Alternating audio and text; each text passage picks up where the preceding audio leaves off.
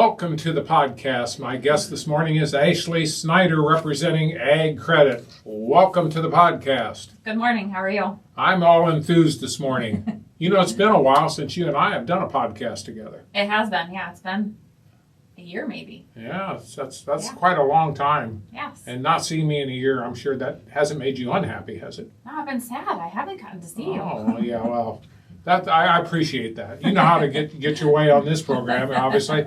AgCredit, for those folks out here that are listening, maybe this is the first time they've ever heard of AgCredit. What is AgCredit? What does AgCredit do, Ashley? Sure.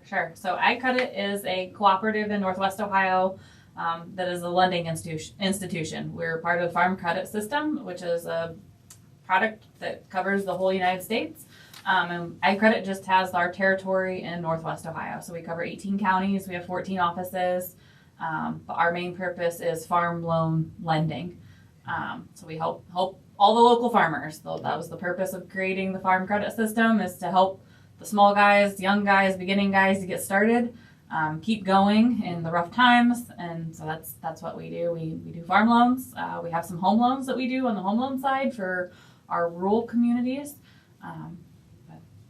Well, you have, I know you have these. See if I'm correct. If I'm incorrect, you have them in Upper, Sandusky, Bucyrus, Marion, Mount Gilead. Did I get all four of those correct, or am I incorrect about? Yep, those are four of them. And then you have others, but those are the ones that I've either been on here or I know. Yes, yep. So you have many others, and if not, just check up AgCredit, and they'll give all the lists when you go on the website. Yep, agcredit.net, and you can find pretty much anything out on there that you want about us. All right, now this time of year, we're starting now to get into spring, so I imagine it's a busy time of year. So what are you up to? Yes. So this time of year, we work on farm operating lines of credit. Okay. Now, go ahead. I was going to say, when you say a farm line of credit, now, we talking about operating loan, or how does this work? Yes, yep, that's an operating loan. So that helps members buy their inputs this time of year, and so that they can finance it, so they don't have to put out all the cash right now, and then they don't have to pay it back until they harvest their crop and sell their crop. So when they harvest in the fall, they can pay it back, or sometimes they hold that crop over into the new year because it's a little better marketing. And then so when they sell it, if they don't sell it till January, they don't pay it back till January. Now, when you're saying input things, I imagine you're talking like things like fertilizer, seed, etc. I mean, these are just examples. I'm using them, not. Yes. Yep. Nope. And those inputs, they usually include chemical, fertilizer, seed, cash rent, repairs. Just things that they need to get that crop in the ground is what they use these operating lines for. Now, when do they repay? So, yep, we repay those usually after harvest or once they market their crops, and then we look at it again. So that would get us to about this time next year if some of them are holding their crops that long, and we look at it again. And in a year from now, we either rewrite it and go for another year, or they pay it off and close it out. If harvest is good and prices are good, they might not need an operating loan next year. They could be able to cash flow it all on their own. Yeah, and with agriculture, you never know the pricing, so that all, I'm sure, varies. Yes. Planting season, everything, there's just so many factors that's involved in it, so I totally would understand that. Yes. What are currently the rates on these type of loans? So these type of loans are usually a variable rate, and that's because it's a line of credit. They can pull from it and pay it back. It's revolving throughout the year. So those we just have to set up on a variable rate on our system. Some farmers don't like that, or that's a little risky for a variable rate. So we've been offering a link loan to them that helps fix their rate. I was going to ask you, what is a link loan? Yep. So the link loan is a product through the state of Ohio. It's actually a program, not a product. They give us a bond, and in return, it allows us to lower the rate on these lines of credit.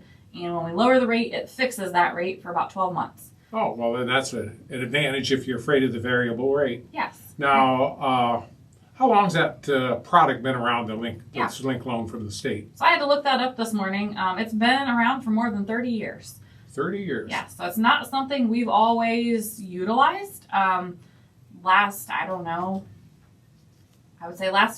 2-3 years we've been utilizing, but prior to that, 10 years prior to that, rates were so low that there wasn't a discount there, so it didn't make sense to use it. But right now, they could get up to a potentially 3% reduction in their rate. Well, that'd be very helpful. Yep. We've been seeing closer to like 2.25 reduction, which is helpful. And then, But again, specifics is when you talk to the client. I don't want Yes. them to think, well, you Yes. said this or that. nope. Yep. It varies. Yeah. It varies. So we can apply for those every quarter. That's something that they've changed. It used to be you applied for that link loan at the beginning of the year, and that one application period, that was it. Here, 2-3 years ago, they changed it to you can apply each quarter. So, so you come in and you apply this quarter, you're good for a year, and then say I have somebody that doesn't come in until next quarter to start their loan or establish their loan. Okay. So now I have another application period next quarter that I can catch those ones that I didn't get this quarter. Okay. So it gives us more opportunity to get more guys in it rather than waiting till January every year to apply. All right. So Now, that's what are some of the terms of these link loans? Yep. So the other thing that they've recently changed in the last couple of years is they increased it up to 500,000. So it used to be 150,000 was the max that you could get. Borrow? And then they just raised it to 500,000. So that's helpful because 150,000 in the farming world doesn't go very far these days. No. Yeah. Yeah, you're talking to a 70-year-old guy here that remembers gas at 29.9. Right. So, we're now pushing almost, 375? Yeah. So I'm just saying, things do go up and change in time. Yeah. Mm-hmm. What else are some of the other new things from AgCredit? What else has been coming down the road? So springtime is when we pay out our patronage. So we are a co-op, so that means we share our profits with our members. So that patronage return that's how we share our profits. Okay. And what that is that's a percentage of the interest that they pay us. Okay. So we figure our books at the end of the year, which we're wrapping that up right now. We figure out, this is what we need to keep back to pay our bills. This is the dollar amount we can give back to our members. So we're working on that right now. This will be our 37th year paying a patronage back, which is pretty good. Not every co-op can make a payment every year to their customers, but we've been doing it for 37 years, so that's excellent. Well, the mission fund, really, if you have what I want to say, if you have something that you're thinking about but you're not sure, you can always just call AgCredit, couldn't you, and say, hey, would it be? Mm-hmm. If I were calling, I'd say, hey, I understand you have this mission fund. Mm-hmm. This is what I got in mind. Do you think this would be something that you folks might, a grant might work for? Yep, you can call any of our offices, or if you go to agcredit.net, and then there's a little search bar up in the right-hand corner. You can type in Mission Fund. It'll take you to that part of our page. It explains it all. And it explains all the application there. That's where you apply for it is Okay. there. So that explains everything, all the details of what you can and can't use it for. There's some minor things that you can't use it for, but it's all kind of laid out there for everybody. Now, is it all these applications, are they all online, or is that the way they're done, or can you get paper as well? I think you could probably print it out and handwrite it if you wanted, but I think majority of it we try to do through the online. Yeah. Nowadays, almost everything goes through the online methodology, let's just put it that way. Yes, yeah. It streamlines things a little bit. Well, and then you get some consistency in the way things look and whatever, and if people would write like me, I would never get a grant because other than say a grant to learn how to go right. Right. Well, you saw my notes this morning. They're scratched. They're scratched down. Well, we won't go there, but I think I've got you beat on those. So, anything else? Actually, you think, or do we pretty much cover it this morning? I think that's it. That's what we're working on right now. Lines of credit, patronage, mission fund. That's our spring right now. So. All right, I'm going to reiterate this again. If they want to know more about AgCredit, tell me the various places they can go to find out. Sure, you're on social media. Sure, you're on the net. Yep. So main is our website, agcredit.net, but we're also on Facebook, Instagram.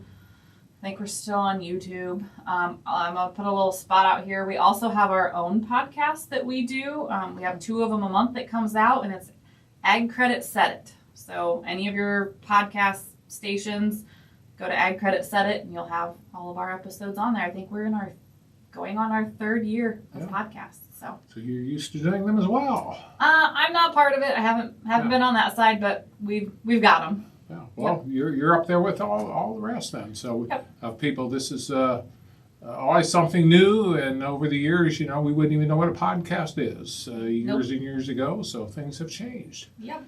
Well, Ashley Snyder from AgCredit, thank you for coming in, Yes. being the guest today on the podcast.